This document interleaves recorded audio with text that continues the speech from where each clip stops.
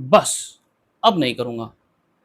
सोचिए आपने आखिरी बार कब खुद से कहा था, किसी इंसान को फिर से मैसेज नहीं करेंगे, उस टॉक्सिक आदत में वापस नहीं जाऊँगा। प्रोक्रेस्टिनेशन या टालने का आज आखिरी दिन होगा और फिर कुछ समय बाद आप फिर वहीं खड़े होते हैं। वही गलती, वही रिग्रेट, वही सवाल, मैं ऐसा क्यों करता हूँ? मैं उसी आदत में वापस क्यों चला जाता हूँ? और सबसे अजीब बात, हम में से ज़्यादातर लोग इसे कैरेक्टर फ्लॉ मान लेते हैं, लेकिन साइंस कुछ और कहती है। कई बार ये स्टुपिडिटी नहीं होती, ये आपका ब्रेन होता है जो एफिशिएंसी के नाम पर वही पुराना रास्ता चुन रहा होता है। आज के वीडियो में हम इसी लूप को खोलेंगे और हम बार-बार वही गलती क्यों दोहराते हैं, इसके बारे में जानेंगे। सबसे पहले एक सिंपल फैक्ट ब्रेन के बारे में समझना बहुत ज़रूरी है। हमारा ब्रेन हर डिसीजन को फ्रेश नहीं मानता है। वो दो चीज़ों को सबसे ज़्यादा पसंद करता है, फैमिलियरिटी और मिनिमम एफर्ट। जब आप कोई बिहेवियर बार बार दोहराते हैं तो ब्रेन उसे धीरे धीरे ऑटोमेटिक बना देता है। न्यूरोसाइंस में इसे हैबिट फॉर्मेशन कहते हैं।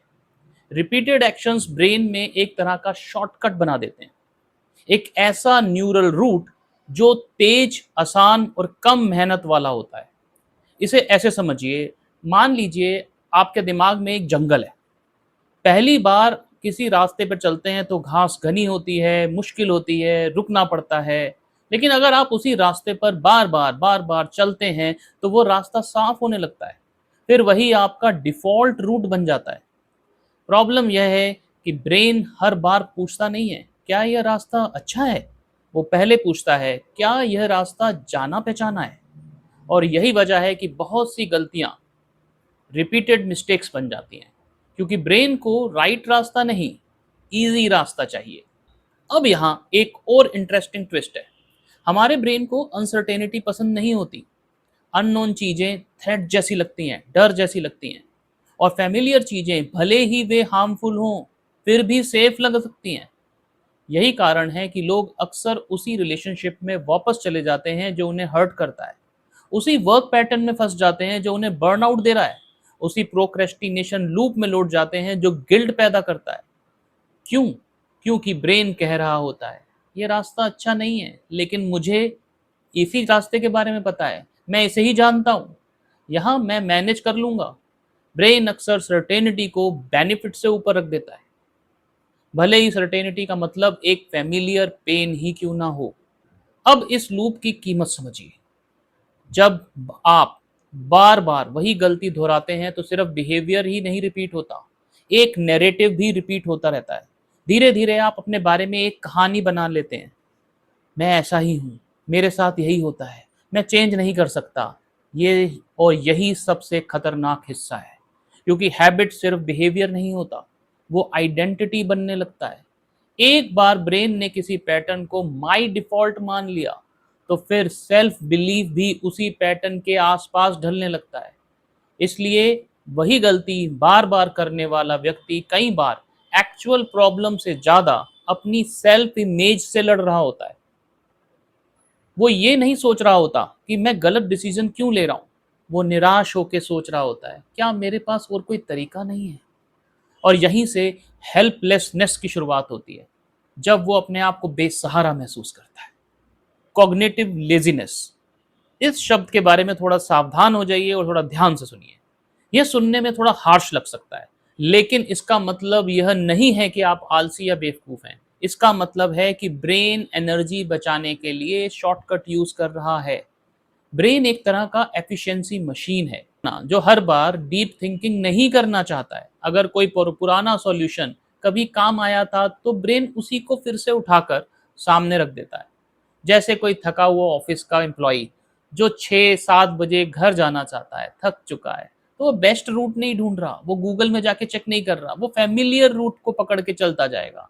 जैसे आप किसी फैमिलियर टॉक्सिक रिलेशनशिप में वापस चले जाएंगे, कभी कोई सेल्फ डिस्ट्रक्टिव स्पेंडिंग कर देंगे, या एंडलेस स्क्रॉलिंग करते जाएंगे, या कभी कभी ज़्यादा अपॉलॉजी बोलेंगे या एक्सक्यूज देंगे, या डिले करते जाएंगे चीज़ों को। तो प्रॉब्लम आपकी इंटेलिजेंस की नहीं है, प्रॉब्लम यह है कि आपका ब्रेन शॉर्ट टर्म कंफर्ट को लॉन्ग टर्म क्लियरिटी से ज़्यादा रिवॉर्डिंग मान रहा है। अब एक अहम सवाल, अगर ये रास्ता इतना नुकसानदेह है, तो छोड़ना इतना मुश्किल क्यों है? क्योंकि चेंज सिर्फ नया एक्शन नहीं मांगता, चेंज अनसर्टेनिटी मांगता है, अनिश्चितता मांगता है, और अनसर्टेनिटी अनकंफर्टेबल होती है। नए चॉइस के लिए नया रिस्क लेना पड़ता है, नया बिहेवियर ऑकवर्ड लगता है, नई बाउंड्री गिल्ट पैदा कर सकती है, नया डिसिप्लिन पहले रेजिस्टेड फील होता है। यानी पुरानी गलती एक तरह की इमोशनल फेमिलियरिटी देती है, वो आपको प्रिडिक्टेबिलिटी देती है। और ब्रेन क्या चाहता है? ब्रेन तो चाहता ही प्रिडिक्टेबिलिटी है। कभी कभी ब्रेन के लिए प्रिडिक्टेबिलिटी कभी कभी ग्रोथ से ज़्यादा अट्रैक्टिव होती है।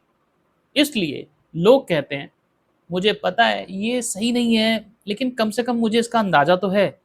और बस इसी अंदाजे ने बहुत से लोगों को सालों तक एक ही लूप में रखा हुआ है। अब प्रैक्टिकल सवाल, इस लूप से बाहर कैसे निकलें? पहला स्टेप है, खुद को लेबल करना बंद करें। मैं बेवकूफ़ हूँ, मैं ऐसा ही हूँ, कहना किसी काम का हल नहीं है। ऐसे कहने से इंसाइट नहीं आती, सिर्फ शेम आती है, और शेम अक्सर सेम हैबिट को और मजबूत कर देती है। दूसरा स्टेप है पैटर्न को रिकग्नाइज करना। हर बार वही गलती रिपीट हो, खुद से पूछिए, इस बार मैंने डिसीजन लिया या ब्रेन ने पुराना शॉर्टकट ही चला दिया। तीसरा स्टेप है फ्रिक्शन डालिए। अगर कोई व्यवहार ऑटोमेटिक है तो उसे ऑटोमेटिक मत रहने दीजिए, बार बार उसके ऑटोमेटिक को तोड़िए। एनवायरनमेंट बदलिए, कोई ट्रिगर है तो उसको पहचानिए, डिले बढ़ा दीजिए, बीच में पॉज डालिए, इंतजार करिए, रूम फॉर पॉज बनाइए। कई बार एक छोटा सा पॉज ही पैटर्न को तोड़ देता है, क्योंकि इम्पल्स और एक्शन के बीच में अगर स्पेस आ जाता है तो चॉइस आपको साफ नजर आने लगती है। यहाँ सबसे ज़रूरी बात सुनिए, आप ब्रोकन नहीं हैं, आपका ब्रेन सीखने, बचने और आसान रास्ते लेने की कोशिश कर रहा है।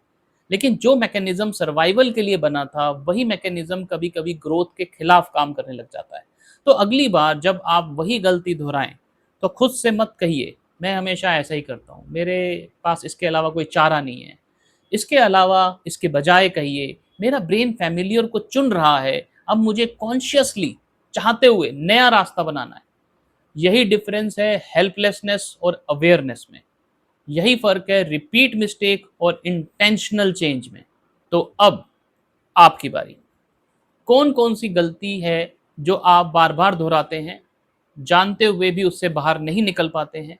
कमेंट में एक लाइन में लिखिए, क्योंकि कभी-कभी सच बोलना ही लूप तोड़ने की शुरुआत होती है।